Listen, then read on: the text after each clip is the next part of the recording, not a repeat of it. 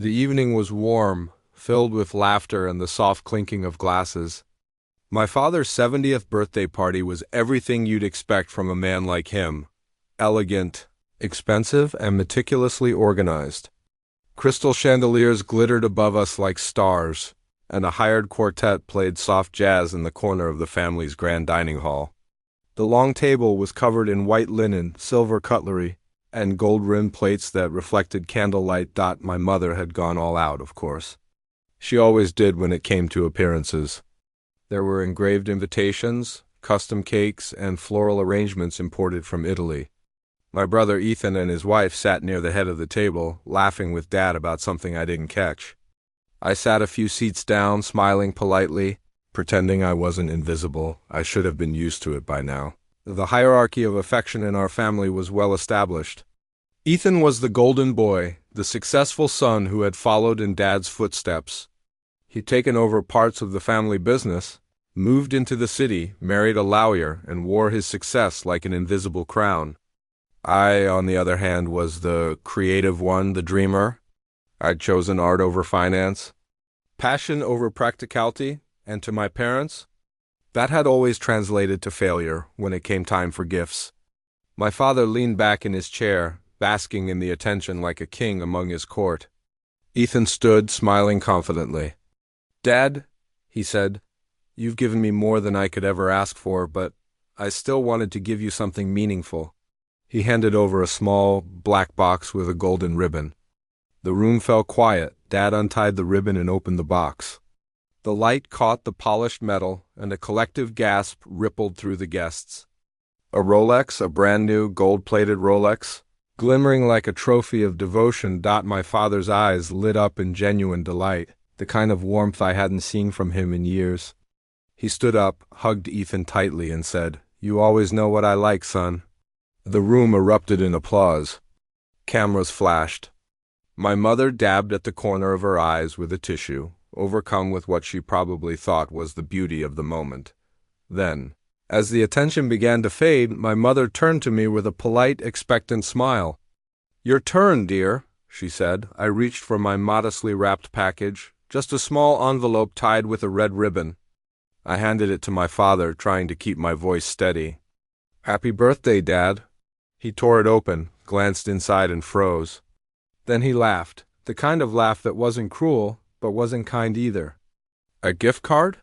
he said loudly enough for everyone to hear. "To Target?" There was a ripple of awkward chuckles. My father shook his head, still smiling, and tucked the card back into its envelope. "Thank you, honey. Very practical." My cheeks burned. I could feel every pair of eyes darting between Ethan's Rolex box and my flimsy envelope.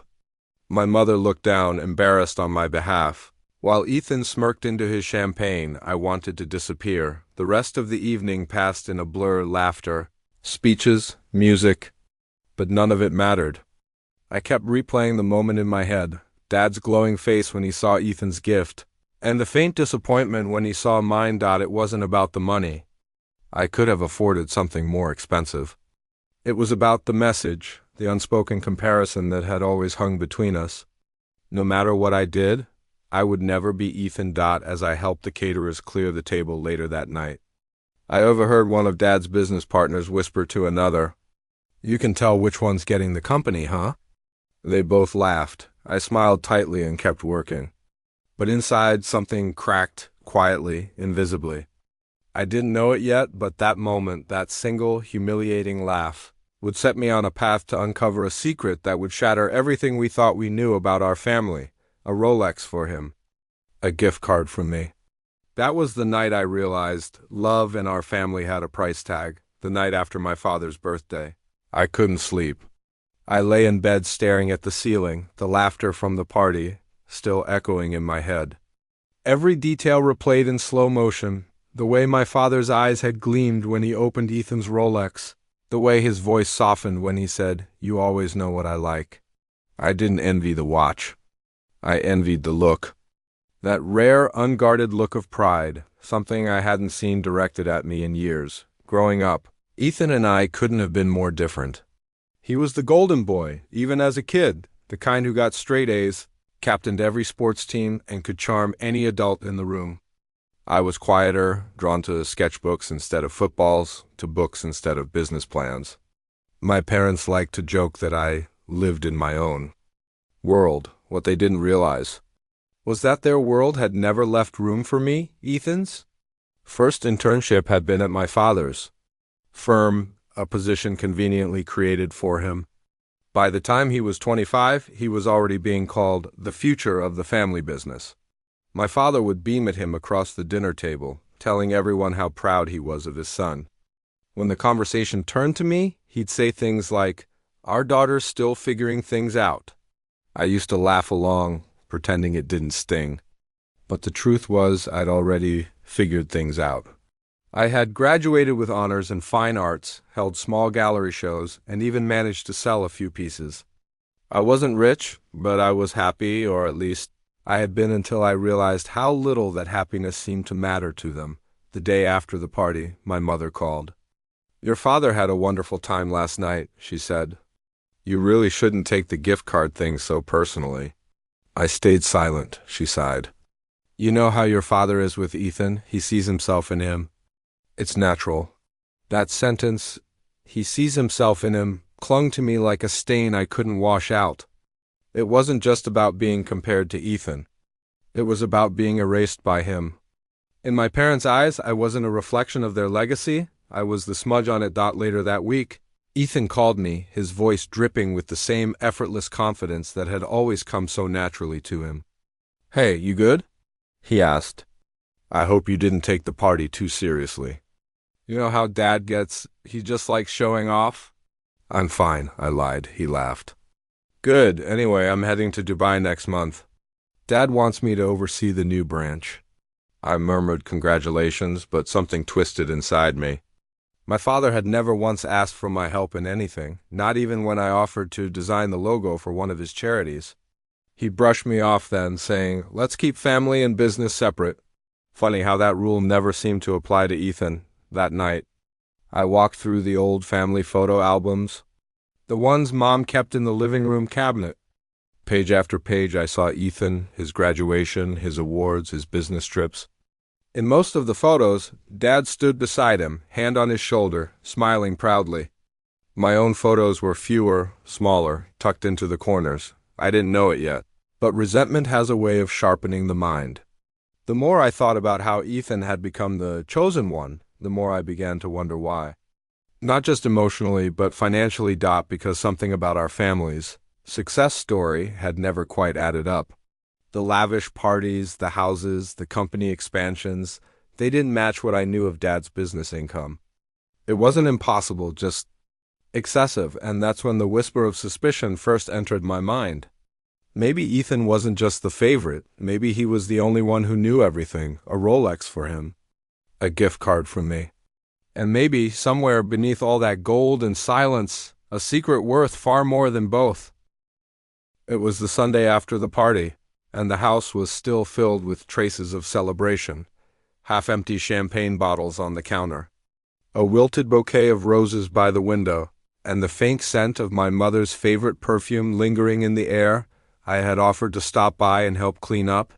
Maybe part of me wanted to show I still cared, even after the gift card debacle. Or maybe I just needed to remind myself that I still had a place there. However small it felt. My parents' house was grand but cold. The kind of place that looked perfect in magazines but never felt like home. Every corner gleamed, every surface spotless, every memory carefully staged. The laughter, when it came, was always rehearsed. I was loading dishes into the sink when I heard voices in the next room. My Aunt Lorraine and her husband, Uncle Patrick. They didn't know I was nearby. He didn't mention anything about the will, did he? My aunt asked, her voice low but sharp. Uncle Patrick chuckled softly. "Oh, Lorraine, you know how he is. Everything goes to Ethan anyway. Has for years." I froze, a plate slipping slightly from my fingers. "Still," Aunt Lorraine continued, "it's cruel, don't you think? Not even a fair share for his daughter?" Poor thing. Poor thing, the words stung. Not because they were untrue, but because they came from someone who saw it clearly while I had refused to. I stayed perfectly still, heart thudding in my chest, straining to hear every word. You can't blame him, Patrick replied. She's the artist. He probably thinks she won't know what to do with money like that. And Ethan's been running the business for years. Makes sense. Running it, she said, or inheriting it before the man's even gone. You've seen the way he talks to her. He's grooming Ethan to replace him. They both laughed, that low, conspiratorial kind of laugh people share when they think they're speaking the truth. No one else will admit. My hands were trembling. I didn't even realize it until I dropped the plate and it shattered against the floor.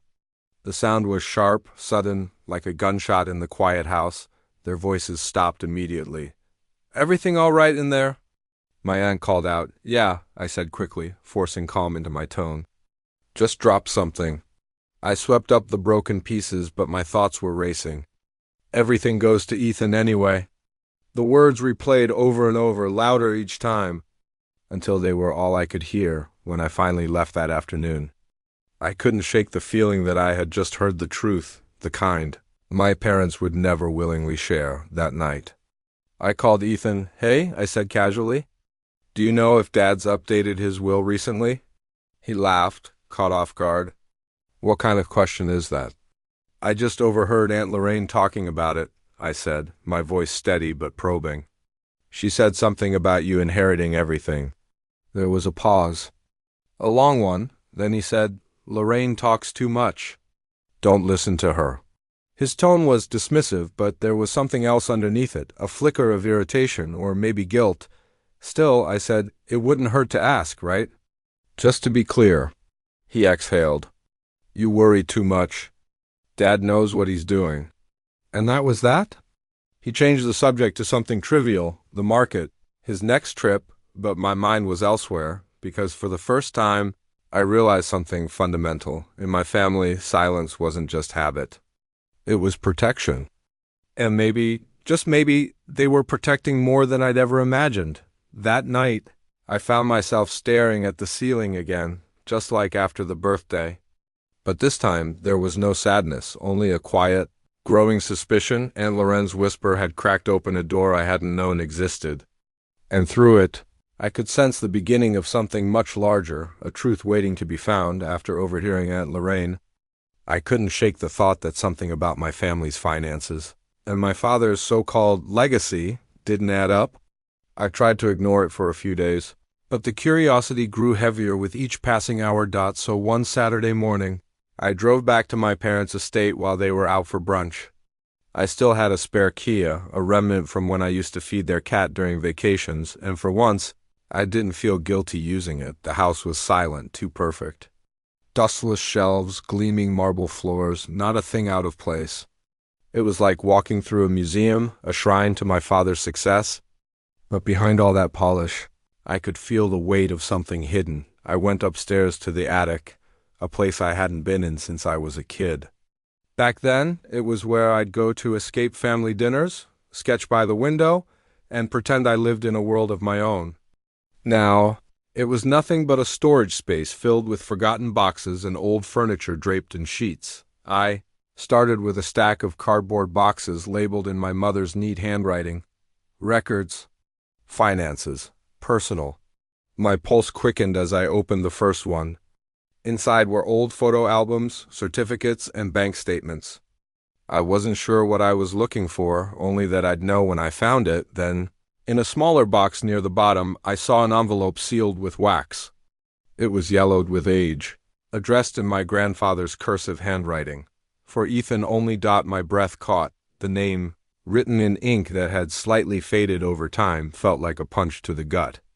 Grandpa had passed away when I was 10. I remembered him vaguely, a kind man with rough hands who used to sneak me sweets during family dinners.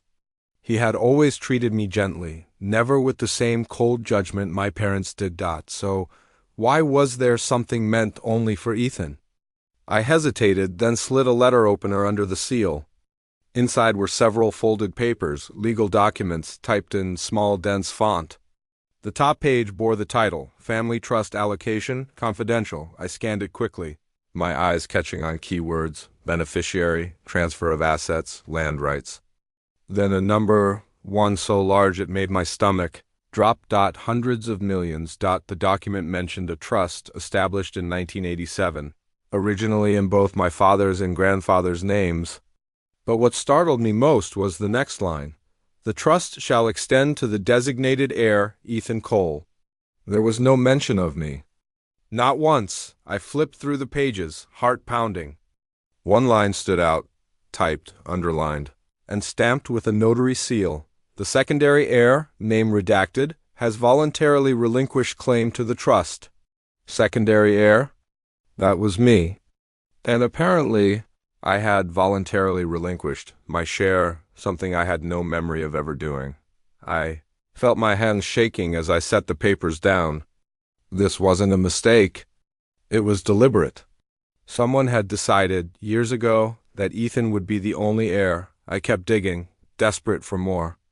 Beneath the documents was a faded photograph of my grandfather standing beside my father, both smiling proudly in front of a construction site. On the back, in my grandfather's handwriting, it said, "For the future, both of them." Both of them. It was proof, a quiet, handwritten contradiction to everything in that trust document. Whatever happened after my grandfather died, someone had changed his intentions. Someone had erased me from the picture when I left the attic. I carried the envelope with me, my hands trembling as though I were holding something radioactive. In a way I was. That night I sat in my apartment, staring at the papers spread out on my table. My entire childhood played in my head like a montage. Every dismissal, every ignored achievement, every time Dad told me, "You're just not business-minded." Maybe it wasn't that I wasn't business-minded. Maybe they just decided my future didn't need to exist, and deep down, for the first time, I began to wonder, if I'd been cut out of something this big, what else had they lied about? For days after finding that envelope, I couldn't think about anything else. I carried it around in my bag, terrified someone would take it, though I wasn't even sure who someone was. The papers felt like proof of something I couldn't yet name. Proof that I wasn't crazy for feeling lesser. Proof that the story my family had told me my whole life, about who we were and what we owned, had been edited, rewritten, and sealed away, but I needed to understand what I was looking at. Legal language might as well have been another dialect, full of phrases like revocable trust, executory interest, and land entitlement clause. So I called the only person I trusted who might understand it, my old college friend Amelia. She was now a corporate lawyer, smart, pragmatic, and one of the few people who had seen how my family treated me. We met at a quiet cafe downtown. When I slid the documents across the table, she raised an eyebrow. "This looks serious," she said, scanning the first few pages. I watched her expression change, curiosity, then disbelief, and finally something like anger. "Where did you get these?" she asked. "My parents' attic," I said. "It was marked for my brother." "I shouldn't have opened it, but—" "You absolutely should have opened it," she interrupted. "Do you realize what this is?" I leaned in. "Tell me." She took a breath. "This isn't just a trust fund. It's an asset transfer from a corporate sale, land rights your grandfather sold in the 80s. The land is now part of a tech zone project that's worth—" She flipped through the papers, scanning the figures. "Over $400 million at least." I felt the air leave my lungs. $400 million? I repeated, my voice barely audible. Amelia nodded slowly. "And from what I can see, you were meant to inherit half." "It's right here. There's a clause about equal beneficiaries under the original trust." But then she flipped another page. "Someone added this amendment stating you voluntarily relinquish claim. The date of the amendment is 15 years ago. 15 years ago. I would have been 21, a college student living off scholarship money and part-time jobs. I never signed anything." I said, "I believe you," she replied. "But someone did. And they made it look like you did?" The cafe seemed to fade around me. My hands were clammy, my mind racing through memories, the way my father had brushed off financial questions, the sudden influx of wealth in the family around that time, the new properties, the company expansions. I had thought it was just business growth. Now, I wasn't so sure, so I asked quietly if this was fraud. "Who benefits?" Amelia gave me a knowing look. The soul-listed heir, Ethan. Of course, I felt a sharp ache in my chest, not just betrayal, but humiliation. For years, I had been made to feel small, incapable, naive. And all that time, my brother, the golden child, had been sitting atop a fortune that should have been ours. Amelia leaned closer, her voice firm but gentle. You need to be careful. If these documents are authentic, they prove someone forged your consent. That's criminal. You have every right to challenge it. The word forged stuck in my mind like a blade. I took the papers home and spent that night rereading every page under the glow of my desk lamp. The ink marks, the notary seal, even the signature that claimed to be mine, it all looked disturbingly official. But something about the handwriting made my skin crawl. It was too elegant, too deliberate. Not mine, but eerily familiar. I didn't know it yet. But I was staring at the first thread of a web that would unravel everything, not just about Ethan, but about the people who had raised me $400 million. A forged signature, and a family secret buried deep enough to destroy everything we thought we were protecting. That night, I made myself a promise. I was done being the quiet one. I was going to find out who had erased me, and why. The next morning, I sat at my kitchen table, staring at the forged document spread out before me. My name, my signature, scrawled in dark ink on a page that claimed I had willingly given up my right to millions. It didn't even look like my handwriting, yet it was close enough to make me doubt myself for a second, the curve of the L, the slope of the C. Whoever had done this knew exactly what they were doing. I picked up my phone and called Amelia. I need to know if this is real, I said. She didn't hesitate. I have a contact, a forensic handwriting analyst. Bring the document tomorrow. By the time I met her the next day, my nerves were shot. The expert, an older woman named Dr. Keene, examined the document under a magnifying lamp, using a small brush to highlight ink strokes. She compared it to a sample of my real signature that I'd written on a blank page. After 20 minutes of silence, she looked up. This isn't yours? I felt my stomach drop. She pointed to the page. Notice the pressure here. It's too even. Whoever wrote this used slow, deliberate strokes. When you sign your name, your movement is natural, quick. This was traced or copied. I glanced at the page again. The ink lines, too perfect, too calculated. Could someone have forged it digitally? I asked. Possibly, she said, but this looks manual. Someone had access to your handwriting, maybe from old documents or forms. Someone who knew you personally. That thought lingered long after I left. Someone who knew me personally. At home, I started pulling out old cards and notes, birthday letters, family correspondence, school forms my parents had once handled. I compared them side by side under the light. That's when I noticed it. The handwriting in the forged signature wasn't mine, but it was familiar. The elegant cursive, the looping Y, the delicate pressure of each curve. I'd seen it all my life. It was my mother's. The realization hit me like a blow. I sank into my chair, hands trembling. Why would she do this? Why would my mother, the woman who taught me to write my own name, sign away my future? I spent the night pacing, trying to make sense of it. Every memory suddenly felt tainted. The time she'd told me to trust the family, the way she dismissed my questions about the company, the look she gave me whenever I mentioned money, a quiet, warning kind of look. Had she known all along? The next day, I went to my parents' house unannounced. My father was in his office, reading the paper.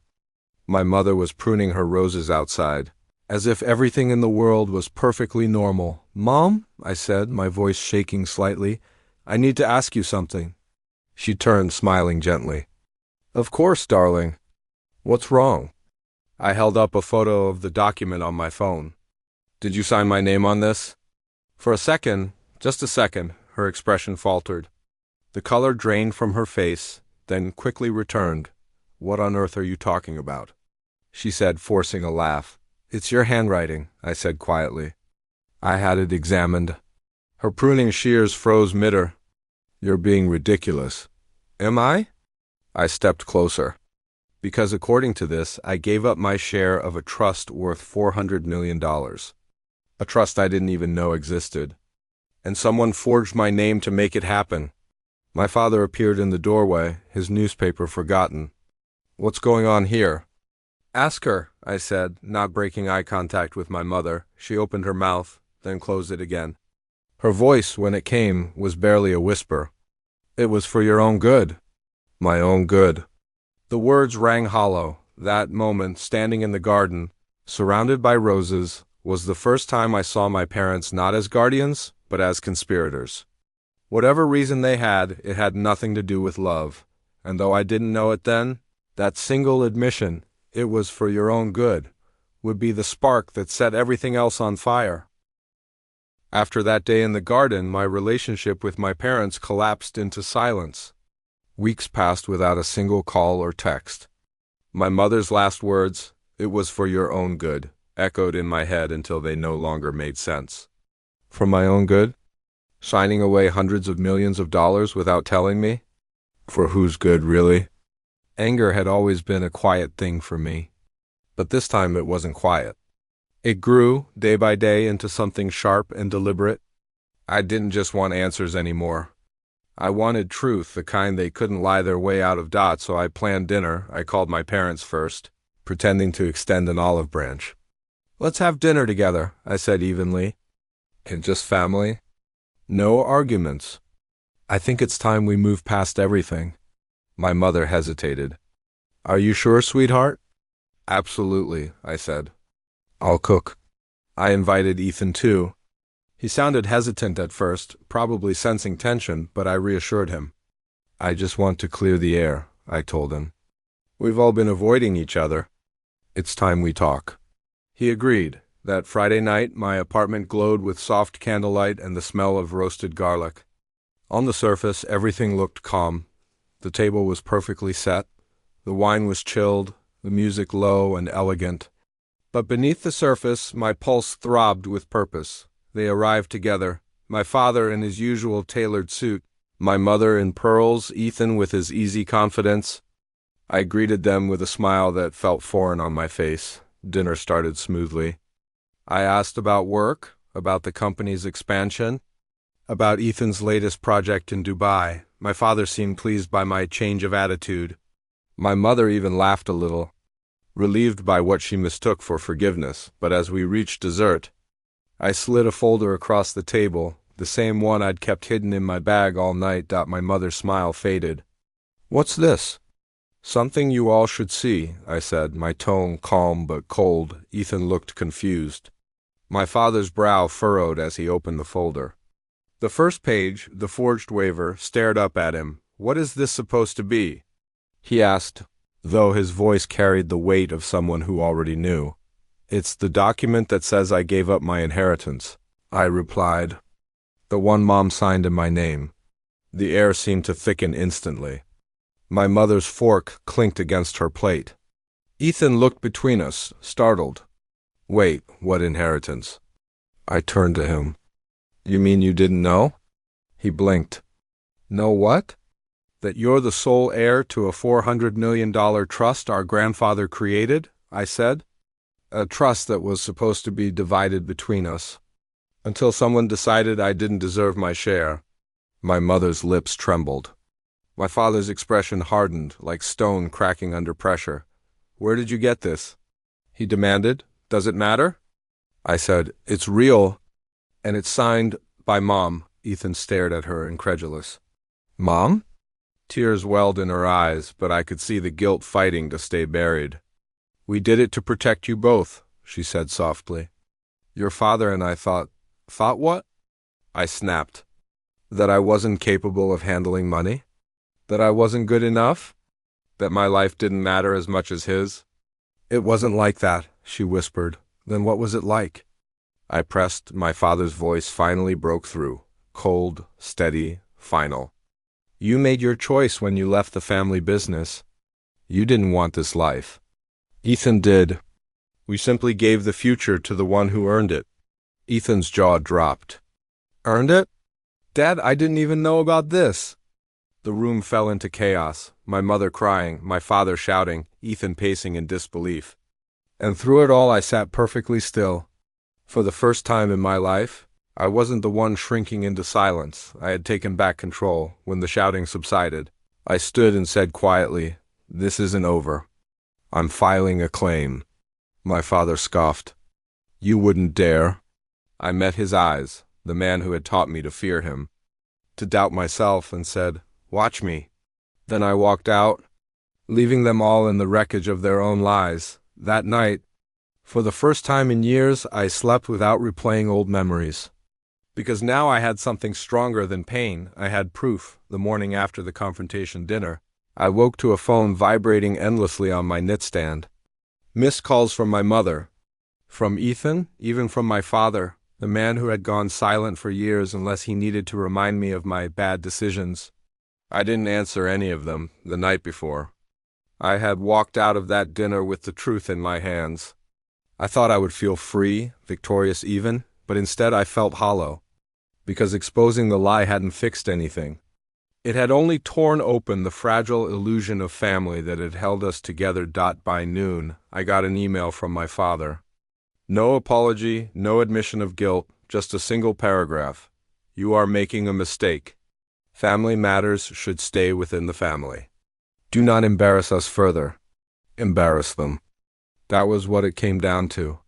Not betrayal, not fraud, not a lifetime of lies, just the potential of a scandal. An hour later, Ethan showed up at my door.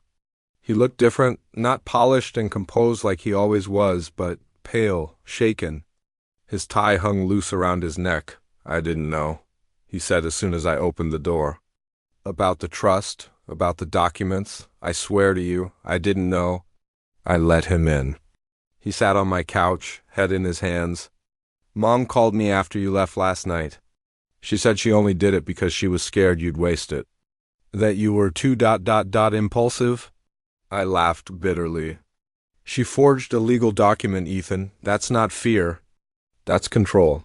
He looked up at me, guilt swimming behind his eyes. "I know, and I told them they were wrong." "But Dad," he hesitated, "he said the company couldn't handle being split. That Grandpa's land deal was supposed to fund expansion, not be divided. He thought giving it all to me would keep it intact, so you'd inherit everything." I said flatly. Ethan swallowed hard. "I didn't ask for that." But he also hadn't refused it. I turned away, pacing. "Do you have any idea how many times I believed them when they said they loved us equally? How many years I convinced myself I was the problem?" He didn't answer. He didn't have to. His silence said enough. That week I hired a lawyer. Amelia helped me draft the claim, a formal petition for my rightful inheritance, complete with evidence of the forgery. When the paperwork was filed, the shockwaves were immediate. My parents' legal team tried to silence it, of course. They called it a misunderstanding, a family dispute, an emotional overreaction. But the media caught wind of the story anyway. The headlines spread like wildfire. "Daughter alleges parents forged signature to steal $400 million trust. $1 billion family faces fraud allegations." Overnight. The family name, once a symbol of prestige, became a scandal. My father's company stock plummeted. Investors pulled out. The man who had built his empire on reputation was suddenly being investigated by the very people who had once toasted to his success. My mother called me constantly, her voice breaking with every message. "Please stop this," she begged. "You're destroying us." But she had destroyed us long before I filed anything. I wasn't trying to ruin them. I was just done letting them define what I deserved. Meanwhile, Ethan became the quiet casualty of it all. He lost his position at the firm, not because he was guilty, but because his name was tied to theirs. He called me again one night, voice trembling. "They're saying I was in on it," he whispered. I paused, unsure what to feel, pity, anger, or something in between. "You benefited from it," I said softly. "Whether you knew or not?" He didn't argue. He just said, "I'm sorry." It wasn't enough, but it was something. By the time the hearings began, my parents were shells of themselves. My father's arrogance had withered into bitterness. My mother's warmth had vanished entirely. They sat across from me in court, their faces pale under the fluorescent lights, and as the lawyers spoke, I realized something I hadn't expected. I didn't hate them. I pitied them, because while I had spent my life trying to earn their love, they had spent theirs trying to buy control. And in the end, they lost both. The courthouse smelled like cold marble and burnt coffee, the kind of scent that clings to stress and sleepless nights. The press had already gathered outside, a sea of cameras flashing like lightning. Reporters shouted questions as I stepped out of the car, but I kept my eyes forward, clutching the folder that had started it all. Inside, the air was tense and humming with whispers. On one side of the courtroom sat my parents, impeccably dressed, surrounded by their lawyers and advisors. My father wore his power-like armor, back straight, expression unreadable. My mother sat beside him, pearls glinting under the harsh fluorescent lights, the same ones she'd worn the night she forged my name. Ethan was behind them, looking lost. I hadn't spoken to him in weeks. The last time I did, he said, "I don't know whose side I'm supposed to be on." I told him, "Then maybe that's your answer." The judge entered. The gavel struck once, and the chaos began. My lawyer, Amelia, opened with a calm precision that only years of righteous anger could sharpen.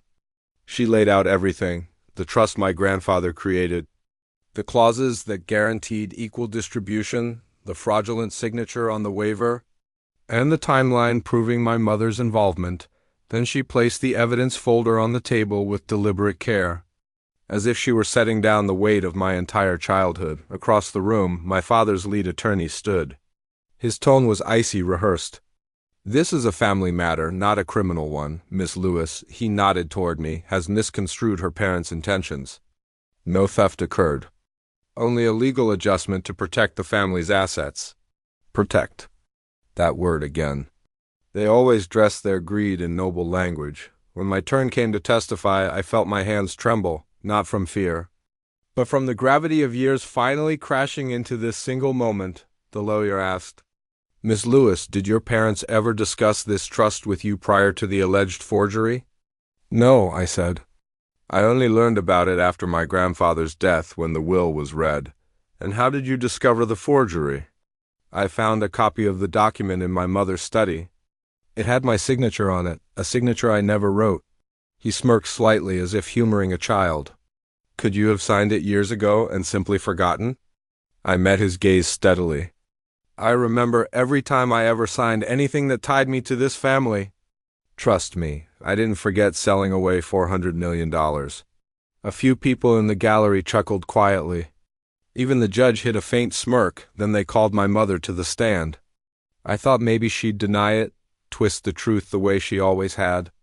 But she didn't. She looked small under the courtroom lights. Her voice shook as she admitted, "Yes, I signed her name. But it was to protect her. She was reckless. She left the company. She said she wanted nothing to do with us. We thought—" Her voice broke. "We thought we were doing what was best." I closed my eyes. There it was, the same justification, the same hollow excuse. For my own good. When she stepped down, she couldn't even look at me. The proceedings stretched on for weeks. Every day felt like peeling back another layer of betrayal. Bank records, property transfers, shell companies, it all surfaced. My father's empire, once spotless, began to crumble under scrutiny. He had tied the trust funds to corporate holdings. Blurring the line between inheritance and business assets, the court froze his accounts pending investigation. The media called it the Lewis legacy scandal. Business analysts dissected it on morning shows. Strangers debated my family over breakfast. I became the unwilling symbol of rebellion, the daughter who stood up to wealth and won sympathy. From people who'd never seen a trust fund in their lives, but behind every headline, I was just trying to breathe. Some nights I lay awake wondering if I'd gone too far, if exposing them had destroyed something irreparable. But then I'd remember my mother's pen scratching my name onto that paper, her hand shaking only slightly, and the pity vanished. By the final week of the hearing, my father had stopped showing up. His lawyers handled everything while he hid behind boardroom doors. My mother came once more, without makeup, without the pearls. Just a quiet woman who'd lost everything she'd tried to. control, when the judge finally ruled that the waiver was invalid, and the trust would be restored to its rightful heirs. Equally, the courtroom fell silent. I didn't cry. I didn't smile. I just exhaled for the first time in years. I felt seen, but even as I stepped outside into the flash of cameras and chaos, I knew this wasn't over. The truth was out, but what it would cost all of us was still unraveling. 6 months after the verdict, the house I grew up in went up for sale. The glossy real estate photos appeared online one morning, the marble foyer, the chandelier, the same grand staircase where I'd once sat crying after being told I was too emotional to lead. It looked beautiful, empty, soulless. The trust had been reinstated. My share was restored, and so was Ethan's. Legally, it was over. But emotionally, it still echoed, like a wound that looked healed on the surface, yet pulsed beneath the scar. My father resigned from the company 2 weeks after the judgment. The board had forced his hand. Investors had lost faith in the Lewis legacy. He issued a brief statement, one that made no mention of me, only family challenges and a desire to step away. My mother disappeared from public life entirely. Her social accounts went dark.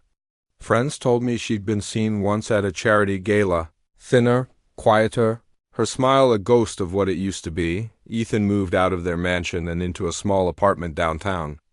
We met for coffee once, months later. The silence between us was heavy at first. Then he said, "You were right. About everything." I looked at him carefully. "I didn't want to destroy them, Ethan. I just wanted the truth." He nodded slowly. "Sometimes they're the same thing." We talked for hours that day, not about money or betrayal, but about childhood. The summer nights catching fireflies in the backyard, the way Mom used to hum while cooking, how Dad used to read us bedtime stories before ambition swallowed him whole. By the time we finished, the anger between us had softened into something like understanding. He didn't ask me to forgive them, and I didn't ask him to choose sides. We both knew that no one really won. With my inheritance restored, people expected me to dive into luxury, the house, the cars, the life my parents had worshipped. But I didn't want any of it. I used part of it to start something new, a foundation in my grandfather's name, dedicated to supporting young entrepreneurs from disadvantaged backgrounds. The irony wasn't lost on me. The same fortune that had once been hidden from me became a tool to free others. Every time I signed a grant check, I thought of the signature my mother forged, and how this time, the ink was truly mine. Still, there were nights I missed them. Not the powerful, guarded versions of my parents, but the fleeting moments when they'd just been Mom and Dad, before money turned affection into control, before pride twisted love into ownership. One evening, I received a letter in the mail, handwritten, unmarked. I knew the looping cursive instantly. "My mother, you won, sweetheart. And maybe you were right to. I don't know who I was protecting anymore, you or the version of us I couldn't bear to lose. I hope one day you'll understand that I never wanted to hurt you. Love, Mom." I sat there for a long time, the letter trembling in my hands. There was no apology in it, not really. Just an ache, the sound of a woman who'd built her life around control and finally lost everything she controlled. I didn't write back, but I didn't throw it away either. I folded it neatly and tucked it into a box beside my grandfather's old watch. Not a Rolex, not gold, just a simple leather band that had stopped ticking years ago. Sometimes I wear it anyway, because for all the money, all the lies, all the damage done, that watch is the only inheritance that ever mattered. It reminds me of what he used to say when I was little: "Time will always reveal the truth." He was right. The truth didn't just change my family. It ended it, and in doing so, gave me something better. Freedom. As I stand in my small new home overlooking the city, I think about that night, the dinner, the folder, the firestorm that followed. I think about the girl who once felt invisible, watching her brother unwrap a Rolex, while she smiled through the sting of a gift card. That girl doesn't exist anymore. Now, when I look in the mirror, I see someone who fought for her voice and found it, and this time, no one can take it away.